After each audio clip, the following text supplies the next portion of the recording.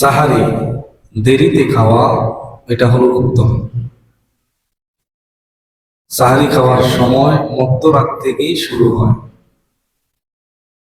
সুবহে সাদেকের পূর্ব মুহূর্ত পর্যন্ত বিলম্ব করে খাওয়া হলো মুস্তাহাব। সাহার ইবনে সাঈদ রাদিয়াল্লাহু তাআলা আনহু قال كنت تسحر في أهلي ثم تكون سرعتي أن أدرك السجود مع رسول الله صلى الله عليه وسلم رواه البخاري। হযরত সাহার ইবনে সাঈদ রাদিয়াল্লাহু তাআলা আনহু থেকে বর্ণিত, তিনি বলেন, আমি আমার পরিবারের সাথে সাহারি সম্পূর্ণ করি, তাড়াহুড়া করে আমি রাসূলের সাথে জামাতে শরীক হয়ে যেতাম, মসজিদে যেতাম।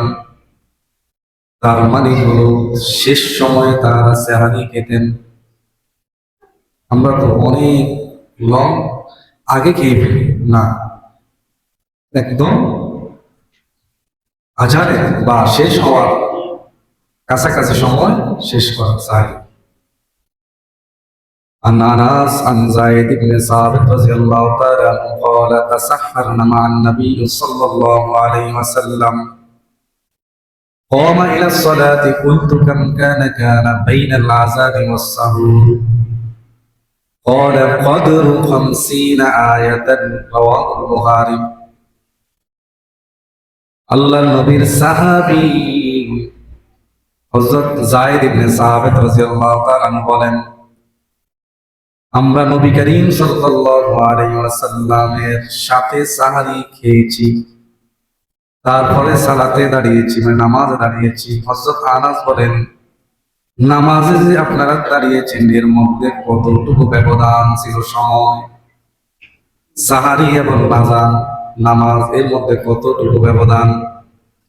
قال قدر 50 আয়াতান, তিনি বলেন 50 আয়াত। 50 আয়াত পড়ার যে সময়টা, ওই সময় আমাদের মধ্যে ব্যবধান ছিল 50 আয়াত তেলাওয়াত করতে যে সময়, তার মানে হলো 15 থেকে 20 মিনিট আযানের সময় আগে আমরা সাহারি শেষ করতাম। 15 থেকে 20 মিনিট আগে সাহারি সম্পূর্ণ। তার মানে হলো এই হাদিসগুলা থেকে আমরা বুঝলাম যে সাহারিটা শেষ সময় খাওয়াটাই হলো সুন্নাত বা মুস্তাহাব।